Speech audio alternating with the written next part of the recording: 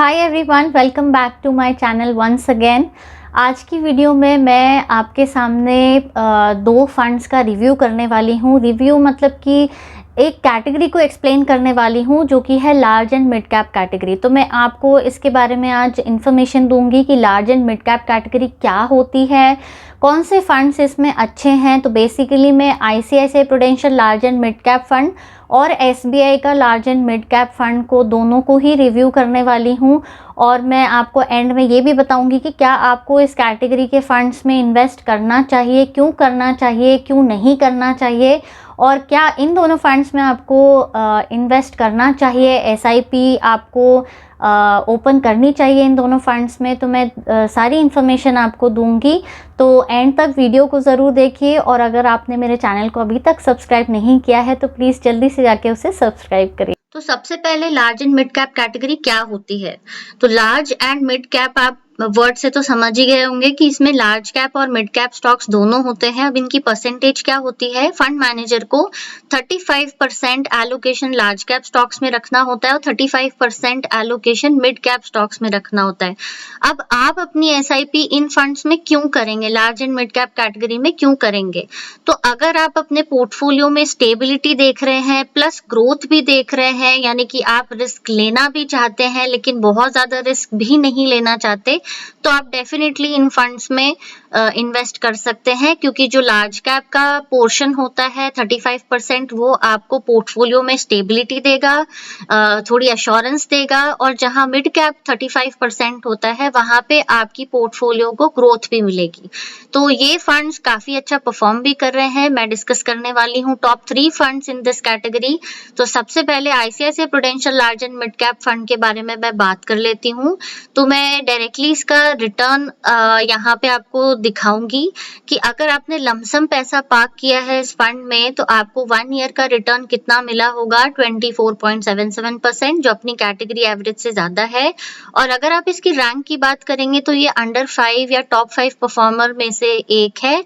तो मैंने अपनी कई वीडियोस में इस फंड का पहले भी मेंशन किया हुआ है कि अगर आप अपनी एसआईपी स्टार्ट करना चाहते हैं या फिर अगर आपकी एसआईपी में कुछ आप एडिशन करना चाहते हैं तो आप डेफिनेटली इस फंड को देख सकते हैं।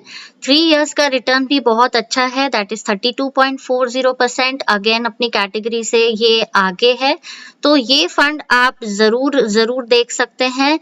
उसके अलावा अगर हम इसकी रेशियोज की बात करते हैं, अगर रिटर्न वाइज नहीं तो कम से कम इसकी जो रेशियोज है वो मैं देखूं, तो फर्स्ट हम देखेंगे इसका अल्फा। तो अल्फा हमें पता है कि आपको जो भी इंडेक्स है या जो भी उसका बेंचमार्क है, तो बेंचमार्क के से कितना अबाव उसने रिटर्न दिया है किसी भी फंड ने, वो बताता है उसका अल्फा। तो आप यहाँ देखेंगे कि कैटेगरी एवरेज जो है वो -0.2% है, -0.2 है। यानी कि ईसी की कैटेगरी में जो लार्ज एंड मिड कैप का परफॉर्मेंस रहा है वो -0.12 उसने जनरेट किया है, जबकि इस फंड का अल्फा है 3.34, यानी कि अपने बेंचमार्क से इसने 3.34 का ज्यादा रिटर्न जनरेट करके आपको दिया है। उसके बाद स्टैंडर्ड डिविएशन बताता है कि फंड में कितनी वोलेटिलिटी है। तो आप देखेंगे कि ये बिल्कुल कैटेगरी एवरेज के बराबर है, यानी कि हाईली वोलेटाइल भी नहीं है। अब इस फंड का हम बीटा देखेंगे तो बीटा भी इस फंड का जो कैटेगरी एवरेज है उसके बराबर है, यानी कि अगेन यहाँ पे ये सजेस्ट करता है कि आपके जो बेंचमार्क के साथ साथ इसमें ज्यादा जैसे भी मूवमेंट होता है तो ये हाईली वोलेटाइल नहीं है।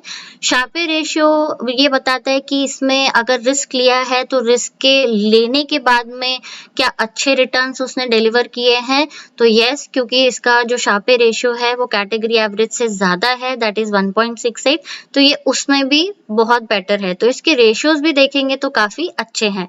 दूसरा फंड मैं बात करती हूँ अभी एचडीएफसी की, HDFC large and mid cap fund. Again ये भी बहुत अच्छा फंड है। तो यहाँ पे अगर हम रिटर्न्स देखेंगे तो ये भी एक टॉप 5 परफॉर्मर में से एक है। लास्ट 1 ईयर में इसने 27.2 का रिटर्न दिया है, लास्ट 3 ईयर में 32.86% का रिटर्न दिया है। तो आप देखेंगे दोनों ही फंड एक दूसरे के टक्कर के हैं, आपको रिटर्न्स उतने ही काफ़ी ज़्यादा सिमिलर मिलेंगे दोनों के, और काफ़ी अच्छे रिटर्न्स हैं। तो अगर आपको एक फंड में ज़्यादा रिस्क ना लेकर के स्टेबिलिटी और रिटर्न्स अच्छे मिल रहे हैं तो आप डेफिनेटली इस कैटेगरी में इन्वेस्ट कर सकते हैं। अगेन यहाँ पे अगर आप अल्फा देखेंगे तो इसका अल्फा कैटेगरी एवरेज से ज़्यादा है, विच इज़ 2.09। अगर आप वोलेटिलिटी पर्सपेक्टिव से देखेंगे तो थोड़ा सा कैटेगरी एवरेज से ही ज़्यादा है, विच इज़ 13.89, यानी कि ये थोड़ा सा रिस्की हो सकता है। और अगेन इसका बीटा भी कैटेगरी एवरेज से ज़्यादा है, इसका मतलब ये जो फंड है पर्टिकुलर वो अपनी कैटेगरी एवरेज से थोड़ा सा ज़्यादा रिस्की है। बट रिस्की होने के साथ साथ क्या इसने अच्छे रिटर्न्स डिलीवर किए हैं? तो यस, क्योंकि इसका जो शार्पे रेशियो है वो 1.62 है, which is above the category average. अभी लास्ट में बात करती हूँ SBI large and mid cap fund की। ये भी बहुत अच्छा फंड है, इसमें भी आप इन्वेस्ट कर सकते हैं। अगर लास्ट 1 ईयर और 3 ईयर्स का आप रिटर्न देखेंगे तो ये 24% और 30.54% है। अगेन ये टॉप 5 टॉप 6 परफॉर्मेंस में से एक परफॉर्मेंस है इसकी SBI की। तो अगर आप एक बड़ी AMC में इन्वेस्ट करना चाहते हैं, हालांकि ये तीनों ही बड़ी AMC है, बट कुछ लोग SBI में कंफर्टेबल होते हैं इन्वेस्टमेंट के लिए, तो SBI का भी ये लार्ज एंड मिड कैप बहुत अच्छा फंड है। इसकी भी अगर हम रेशियोज देखें तो ये सारी की सारी रेशियोज इसकी बहुत अच्छी है, और ये as compared to HDFC large and mid cap थोड़ा सा कम रिस्की फंड है, क्योंकि यहाँ पे इसकी स्टैंडर्ड डिविएशन और बीटा कैटेगरी एवरेज से कम है। और इसका जो शार्पे रेशियो है वो भी बहुत अच्छा है, इनफैक्ट ये दोनों से ज़्यादा अच्छा है ICICI एंड HDFC से। यानी कि इस फंड ने कम रिस्क भी लिया है, लेकिन रिस्क लेके भी बहुत ज़्यादा अच्छा रिटर्न डिलीवर किया है। तो ये थे तीनों funds large and mid cap category में। सो आई होप ये इन्फॉर्मेशन आपके लिए यूज़फुल होगी। अगर आपको मेरी वीडियोस यूज़फुल लग रही हैं, कुछ नया आपको सीखने को मिल रहा है, तो प्लीज़ मेरे चैनल को जल्दी से सब्सक्राइब करिए। और मैं कोशिश करती हूँ कि इन्फॉर्मेशन को जितना सिंपल से सिंपल रखूँ उतना ज़्यादा अच्छा है। मैं बहुत ज़्यादा कॉम्प्लिकेटेड या कोई भी कॉम्प्लेक्स इन्फॉर्मेशन नहीं शेयर करती जानबूझ करके, क्योंकि मैं व्यूअर्स को कंफ्यूज नहीं करना चाहती।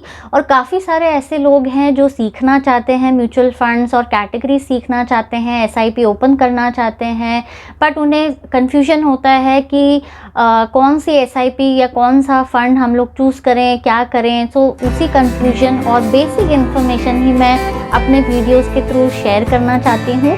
तो अगर आपको ये वीडियोस अच्छी लगती हैं तो प्लीज़ मुझे कमेंट सेक्शन में ज़रूर बताइए। मिलती हूँ मैं अपने नेक्स्ट वीडियो में। Till then bye bye, take care.